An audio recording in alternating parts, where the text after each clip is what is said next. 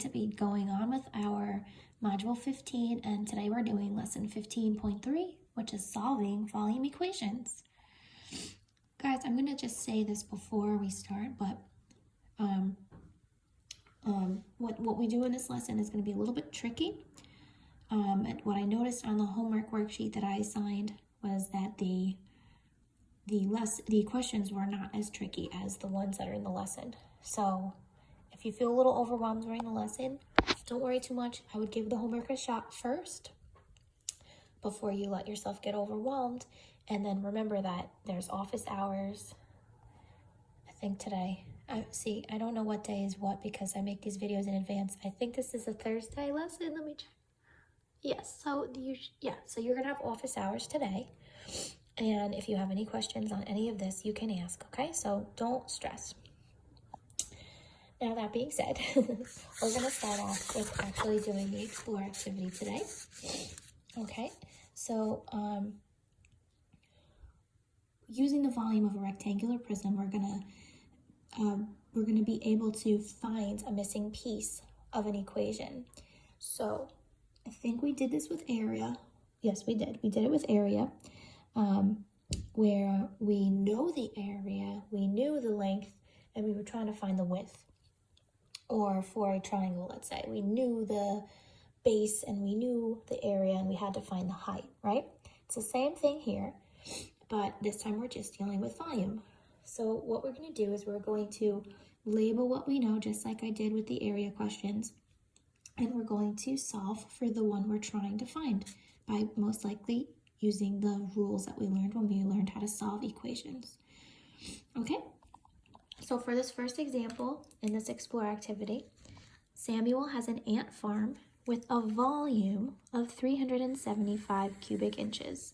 As soon as you read that in the problem, you have to think to yourself, I already know the volume, so there must be something else I need to find in this problem. The width of the ant farm is 2.5 inches, and the length is 15 inches. What is the height? So we're given everything except for the height. So our job is to find the height. So what we do first is we write the formula. This is what I would have done anyway. So volume is equal to length times width times height. And the only difference is that I would take a moment on the side or underneath to write out what I'm given, right? The length they give me, the length is 15. The width they give me, the width is 2.5. The height is what I'm looking for. I'm going to put a question mark. And I'm also given the volume, which is 375. Okay, so from there, what you do is you plug in everything that you're given. So instead of V, I write 375. I'm not trying to find the volume in this problem. I already have the volume. I'm trying to find the height. The length is 15, so I replace that with 15. The width is 2.5, so I replace that. And then the height is what I'm looking for. So it's the one thing I leave alone. So I'm going to do 15 times 2.5, and I'm going to put that here. And it's already given, so we don't need to worry about it for now. This is an Explore activity. So this is 37.5, and you would do that off to the side if you didn't have the blanks filled in for you. And now this is where we start looking at this as an equation, right? This is a one-step equation. 37.5 times h is equal to 375. I'm trying to find h's value. So what we would do in class is we would draw our line and we would say, what's happening to h? And then we would undo that. So h is being multiplied by 37.5. So what we're going to do is we're going to divide by 37.5. And what you do to one side, you do to the other side. Okay? So if you want to fill in this little blank here, it's supposed to be 37.5. Okay, and then we simplify. So we're dividing 375 by 37.5. Hopefully you guys can see that that's going to be 10 because the decimal has been moved over one place. If you can't see that, then the only choice is to do it the long way like this. Okay? You would have to move your decimal over once and thus move this one over once and give it a 0. And then you would have to say, oh, this goes in once, 375, subtract 0, and you'll find 10. But the easier way is to remember those powers of 10 rules that we learned last year in 5th grade. When you divide by 10, you move the decimal over once. So your answer should be 10. Okay, so the height is 10 inches. And that's that. Okay. It's really not terrible, but it can appear to be a little overwhelming. So let's do the your turn together. We're going to find the height of this rectangular prism, which has a volume of 15 over 16 cubic feet. I'm so sorry, guys. I had like an epic sneeze before I started this video, so now I'm all sniffly. So we're looking for the height. So here's what we're going to do. The volume is equal to, we write our formula, length times width times height. I'm given the volume, so V equals 15/16 feet cubed. The length is given to me here, 3/4, and if you wrote 1/2, that'd be okay. 3/4 feet. The width is 1/2, and the height is what I'm searching for. Okay, so now we plug in what we have, and then we're going to solve for H. So V is 15/16. So instead of V, I write 15 over 16 is equal to, the length is 3/4 times the width is 1/2 times H. Okay, so now what we're going to do,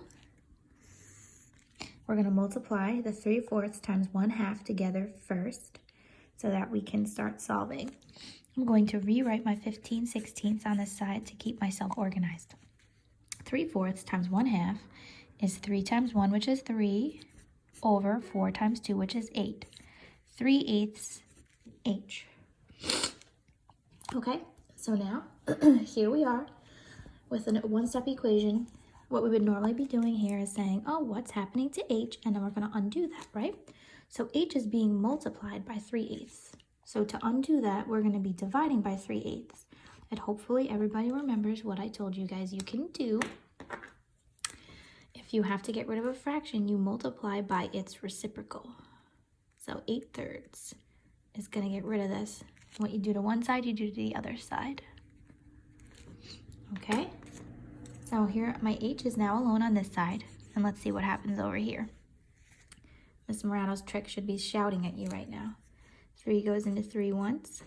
3 goes into 15 5 times. 8 goes into 8 once. And 8 goes into 16 2 times. That's 5 over 2. Okay?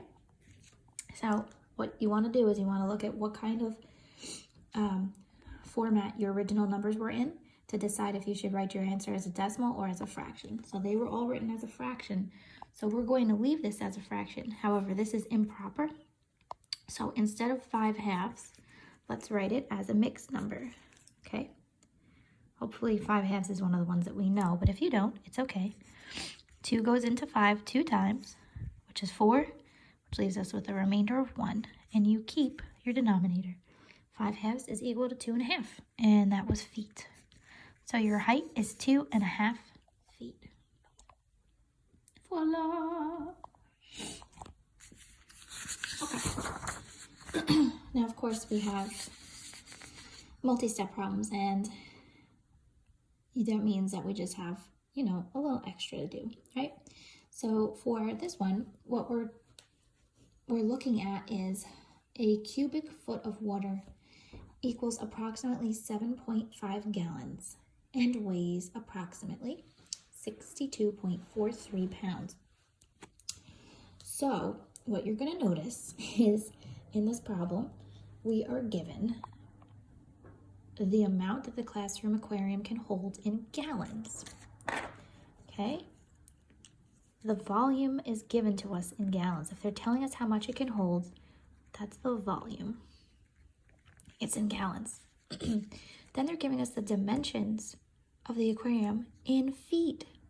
It's 0.8 feet wide and has a height of 2 feet. And they want us to find the length.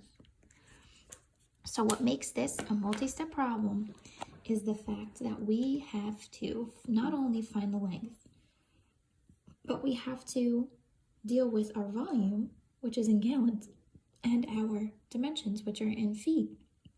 So what you need to do first is you need to take the volume and you need to convert it from gallons into cubic feet. So that's why they're giving us this info up here. 1 cubic foot of water is equal to 7.5 gallons. So if we have 30 gallons of water, we have to convert it into feet by dividing by 7.5, okay? So 30 gallons divided by 7.5, you'll find is 4. So that's the extra step in this problem. So once you've done that, you set up your equation. Volume is equal to length times width times height. The volume instead of 30 gallons is now equal to 4 cubic feet. The length is what we're trying to find. I'm going to put L there for now. The width is 0.8 and the height is 2. Okay. And then once you do 0.8 times 2, which is going to give you 1.6, what I'm going to do is I'm going to put it in front of the L. Okay. From here, you just solve a regular old equation by dividing both sides by 1.6. And what you'll find is that L is equal to 2.5. Okay. Now, I didn't do this one thoroughly because it's already solved for you, but I wanted to just show you how it would look if I had done it. The hardest part here is not going too fast and realizing, wait a minute, this is in gallons and this is in feet. So remember how important it is to read carefully.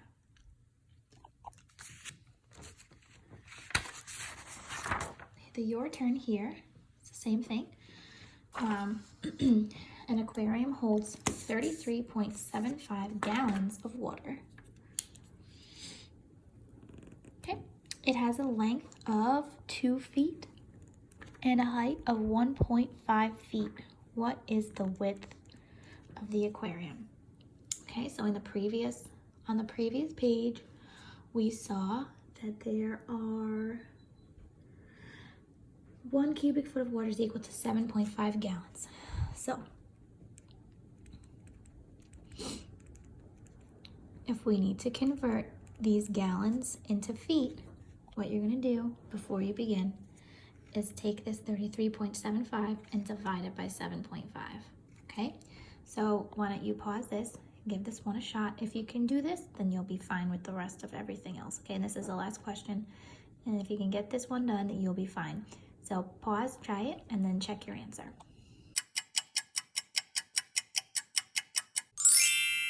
Okay, so after doing a little bit of division here, trying to figure out how many times 75 goes into this big old number, you should find that you get 4.5 for the amount of feet that are in those gallons.